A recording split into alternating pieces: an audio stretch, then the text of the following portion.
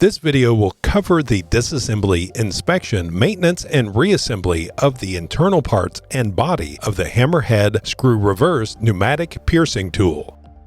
This video does not cover the service and maintenance of the head assembly.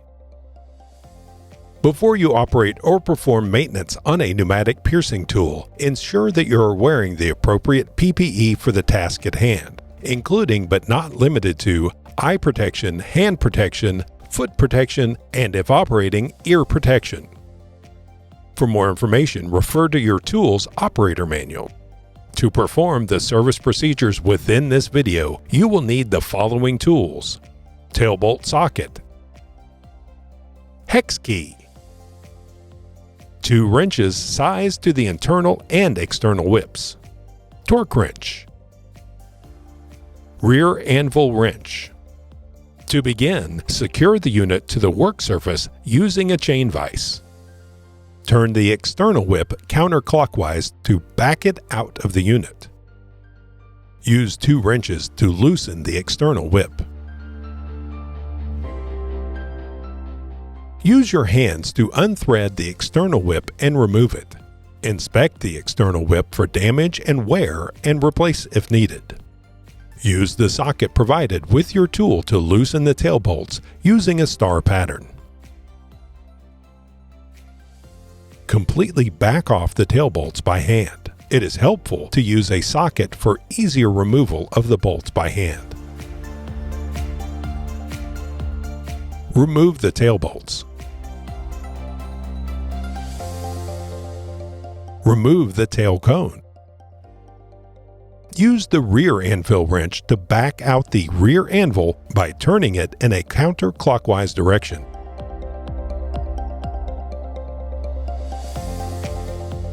Carefully pull out the rear assembly and set aside.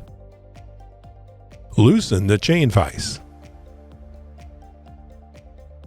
Securely grasp the mole with both hands, with the palm of one hand placed over the open end of the body. Gently tilt the mole towards the rear of the unit so that the striker slides back towards your palm. Slide the striker out of the back of the unit and set aside. Set the body aside. Use the next steps if you are replacing the valve, internal whip, or rear anvil.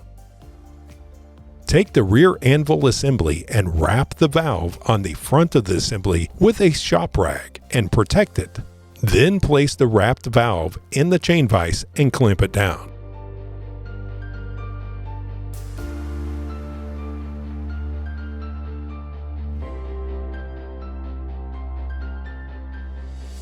Using the hex key Allen wrench that is provided with your tool, remove the valve retainer with a counterclockwise rotation and set aside.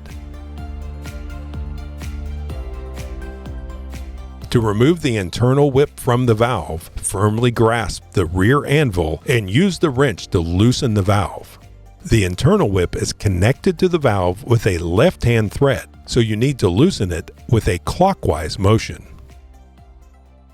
After the internal whip is separated from the valve, remove the rear anvil by unthreading it from the internal whip and set both pieces aside.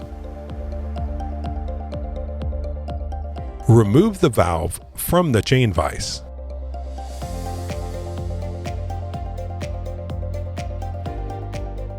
To reassemble the rear anvil assembly, first wrap the valve in a shop rag to protect it and secure it in a chain vise.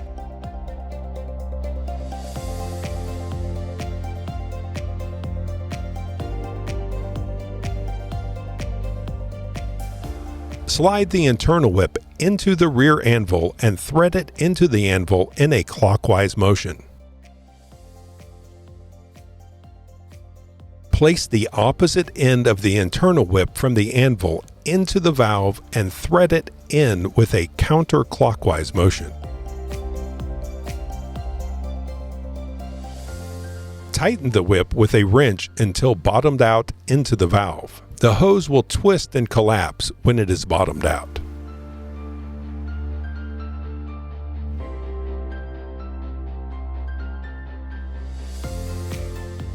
Apply anti-seize to the valve retainer threads prior to installing into the valve.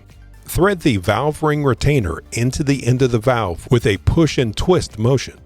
Tighten to hand tight.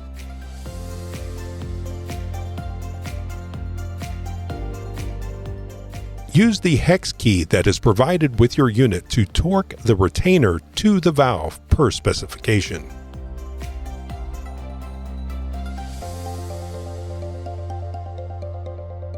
Remove the assembly from the chain vise.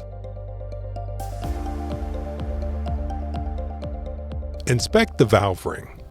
The valve ring should be standing proud, which means that it extends beyond the edge of the valve ring carrier. If the ring is excessively worn or does not stand proud, replace it. There must be a gap in the ring when the ring is compressed. If the ring does not have a gap, you can replace the ring or trim it if the ring is not otherwise compromised. Before reassembly, inspect the body for excessive wear or damage and replace if needed. Clean the threads on the rear of the body. Use a flashlight and look inside the body to make sure it is clean and swap it out if needed, then lubricate it using HammerHead mold oil. Before replacing the striker, inspect the striker ring to make sure that it is standing proud of the striker. Replace the ring if it does not stand proud of the striker or if it shows signs of excessive wear. Inspect the ring gap. See the parts manual for proper gap distance. If the gap is too small, you can trim the ring or replace it. To replace the ring, simply remove it and replace with a new ring. Insert the striker partially into the body, being careful not to damage the threads on the inside of the body or drag the striker ring across them. Apply HammerHead mold oil to the surface of the striker and slide the striker forward until it is completely inside of the body, being careful not to drag the ring across the threads. Apply copper anti-seize to the threads on the inside of the body. Insert the valve end of the rear assembly into the striker bore and carefully slide it in up to the threads. Apply copper anti-seize to the threads on the rear anvil. Use the rear anvil wrench to thread the rear anvil into the body. Tighten the rear anvil until it bottoms out. Some screw reverse tools must then be backed out 1/8 of a turn. See the parts manual for your tool for specific instructions. Rotate the rear whip clockwise until it stops. Replace the tail cone and tail bolts, applying copper anti-seize to the threads and clamping surface of the tail bolts. The tail bolts will only fit into the tail bolt holes. Tighten tail bolts until hand tight.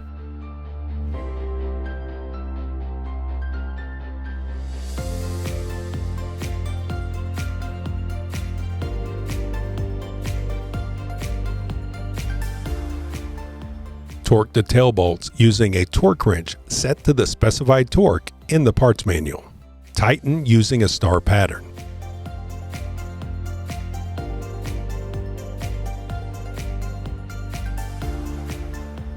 Reinstall the rear whip.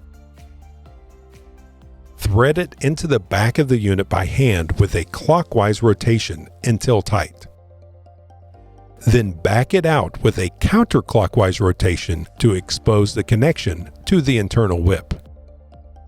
Tighten the connection between the two whips with 2 wrenches to the specified torque. Take care not to over-tighten.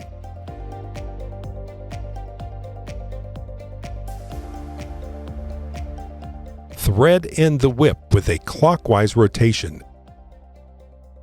Do a tip test to verify good striker movement, and then your unit is ready for action.